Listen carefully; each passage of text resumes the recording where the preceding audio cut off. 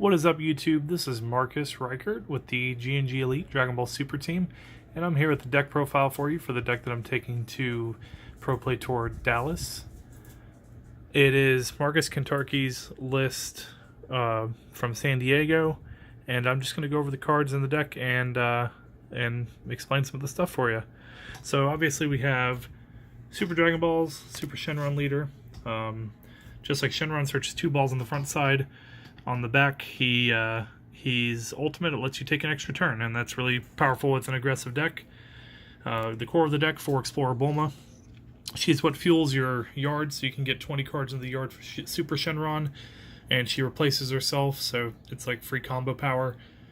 2 Bardock.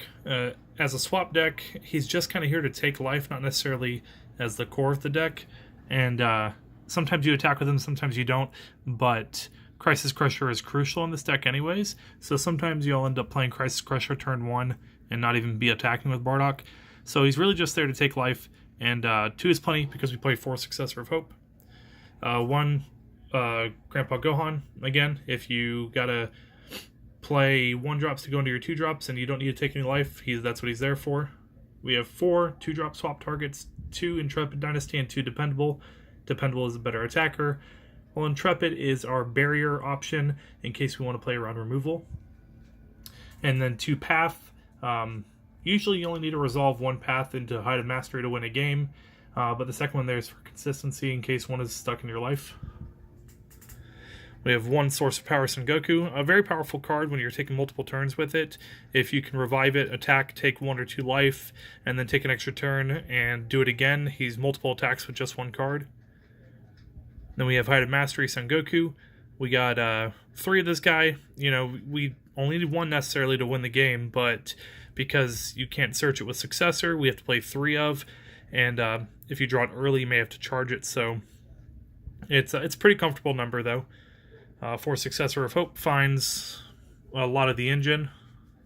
4 Personal Ambition. This deck's just trying to filter through as many cards as possible by turn 3 or turn 4, and Personal Ambition lets us accomplish that pretty easily. We got 2 Flying Nimbus. Flying Nimbus is a good defensive tool for matchups like Vanilla's, Broly, and even the Mirror Match. And then 1 Bad Ring Laser. A lot of times you won't need Bad Ring, but it helps a lot with Height of Mastery if they have like a Sparking Negate, or to negate someone else's Bad Ring if they try to Bad Ring your Nimbus even. That's a possibility. 2 Overwhelm options, 1 Scientist Fu, 1 Bardock Fully Unleashed. Most of the time you are going to play 1 of the 2 in a game, and the games where you need Bardock, you probably won't be needing your extra turn to win the game, but it is possible to play both in the same game. It just depends on how well the game goes for you. We got 7 Dragon Balls. We're not playing any 1-star or 2-star or nothing like that. We want to use all of our energy to develop our board and not to draw with Dragon Balls. So we're playing all the free 0-cost Dragon Balls. This is a Child's Wish deck. The deck main combo revolves around Child's Wishing for 2 energy to revive Explorer Bulma. And Explorer Bulma will then untap 2 energy, thus making it free to play the Child's Wish, and then she draws you a card, so she replaces the Child's Wish from your hand. So you net 5k combo value minimum by reviving Bulma. And with Bulma milling 2 cards, it sets you up for Super Shenron's ultimate. Got 3 Dragon Radar. Helps you find your Child's Wishes, additional balls. This deck loves to awaken turn 2 if possible, but turn 3 is ideal at the latest. And Dragon Radar can either help you find that additional ball to get there, or find Child's Wishes, or Personal Ambitions. And then we have 2 Crisis Crusher.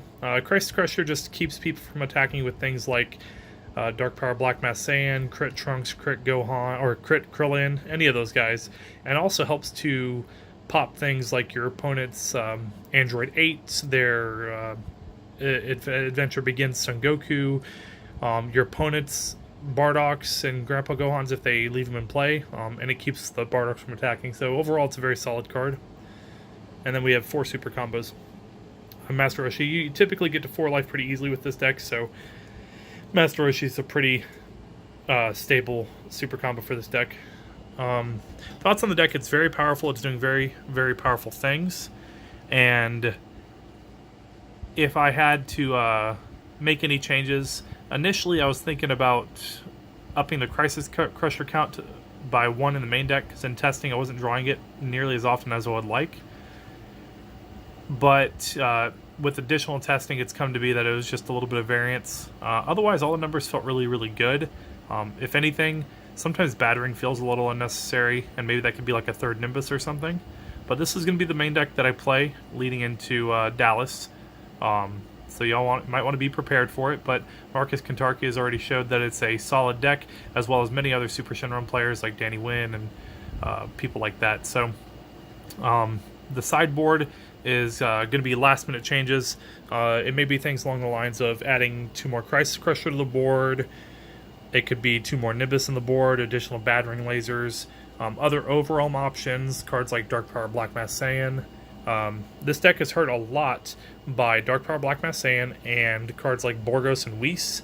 While Borgos and Whis seem a little lackluster because they're only once per turn, when they can affect you from even turn 1 because of cards like Personal Ambition being in your deck, then it can slow you down a lot. You can play around Dark Power Black Mass Saiyan pretty well with this deck because it is a swap deck, and Dark Power Black Mass Saiyan does not affect the swap mechanic because it is a keyword.